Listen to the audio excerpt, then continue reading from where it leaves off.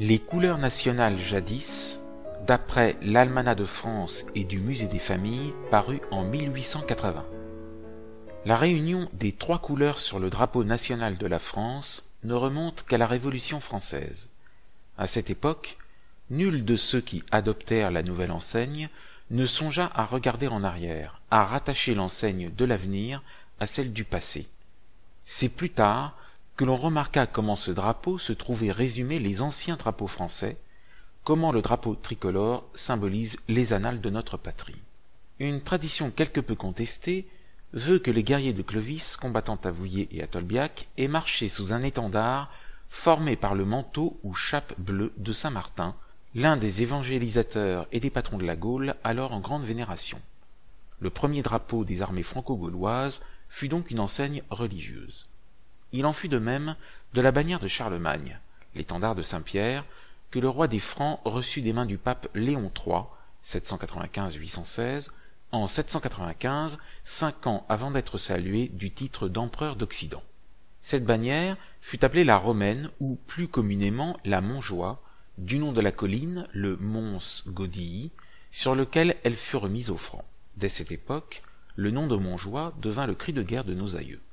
La bannière papale était une flamme bleue à 3 pointes, chargée de 6 roses rouges. Cette bannière fit disparaître celle de Saint-Martin, qui redevint la bannière seigneuriale de l'abbaye Saint-Martin de Tours.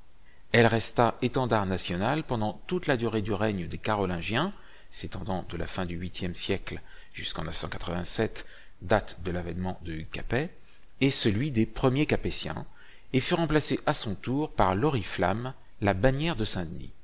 Le nouvel étendard parut sous le règne de Philippe Ier, qui régna de 1060 à 1108, quand ce prince, ayant réuni au domaine royal le comté de Vexin, 1077, dont le dernier comte venait de mourir, eut hérité en même temps du titre et des devoirs de signé avoué ou protecteur de l'abbaye. La bannière de Saint-Denis était rouge. Sa forme se modifia suivant les époques. Les anciens vitraux et les micelles nous la montrent tantôt rectangulaire, tantôt à 5 queues, allongée et fendue, portant gravé sur l'étamine ou étoffe Montjoie et Saint-Denis, alliance du vieux cri des guerriers de Charlemagne avec celui des milices capétiennes. Son nom lui venait de sa couleur rouge-vermeil au reflet de feu.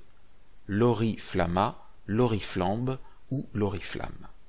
C'est en 1124 que les historiens signalent la première levée de l'oriflamme au tombeau de Saint-Denis. Le roi Louis VI le Gros, 1108-1137, avait proclamé le ban de l'invasion étrangère. La patrie était en danger. Comtes et barons, évêques et milices, répondant à son appel, s'étaient réunis sous la bannière royale, et devant cette démonstration de résistance, Henri V, empereur du Saint-Empire romain germanique, avait repassé le Rhin sans combattre. Sous Philippe Auguste, 1180-1223, à Bouvines, le 27 juillet 1214, toute la nation, encore une fois réunie sous l'oriflamme, repoussa le même envahisseur, mais cette fois, après avoir remporté une mémorable victoire. À côté de l'oriflamme, les rois capétiens eurent leur bannière particulière, la bannière de leur maison, la bannière seigneuriale que l'on appelait bannière royale. Elle était bleue, semée de fleurs de lys d'or. On ne sait pas au juste ni pourquoi, ni à quelle époque les rois de France adoptèrent cette couleur. On sait seulement que Louis VII, 1137-1180, puis Philippe Auguste, 1180-1223, eurent un étendard bleu fleur-de-lysée, porté à côté de l'oriflamme dans toutes les entreprises militaires où furent engagées les troupes royales.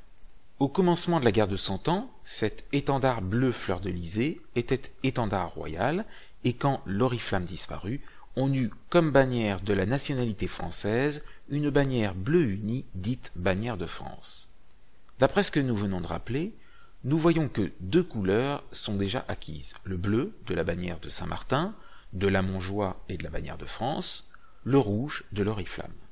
À ces 2 couleurs va se joindre le blanc, qui restera couleur royale et nationale pendant plus de 4 siècles.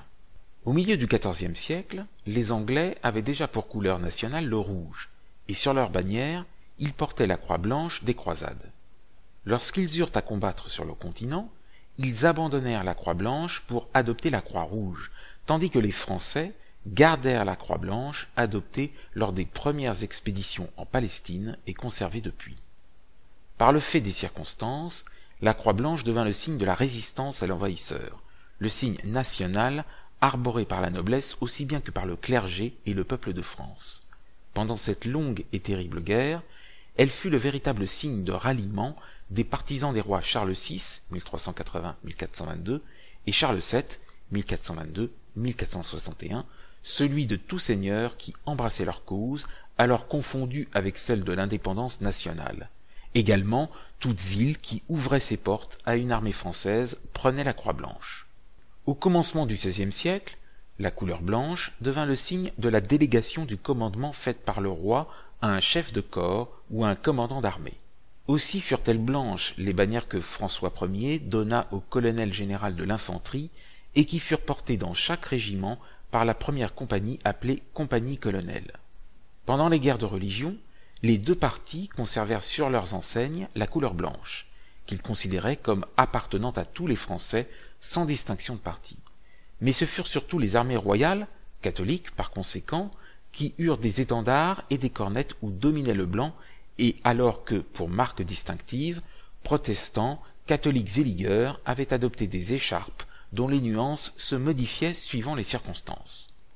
Après la mort du roi Henri III, le 2 août 1589, Henri de Navarre, devenu roi sous le nom de Henri IV, arbora immédiatement la cornette blanche, ce qui explique sa brève allocution à ses troupes le jour de la bataille d'Ivry, le 14 mars 1590. « Si les cornettes vous manquent, ralliez-vous à mon panache blanc. » Indépendamment du drapeau blanc de la compagnie colonel, chacune des autres compagnies de chaque régiment avait un drapeau particulier aux couleurs d'une province ou d'un colonel, portant des devises particulières pour chaque corps, devises qui, souvent, rappelaient des actions d'éclat, des faits d'armes particuliers, ou le don qui en avait été fait au régiment à la suite d'une brillante action militaire. Ces drapeaux étaient, de la part des troupes, l'objet d'un véritable culte. Aussi, Richelieu, puis Louis XIV, éprouvèrent-ils une résistance devant laquelle ils durent céder, quand ils essayèrent de supprimer tous les étendards particuliers pour ne laisser à chaque régiment qu'un seul drapeau. Telle était la situation au moment de la Révolution française, alors qu'allait apparaître le drapeau aux trois couleurs.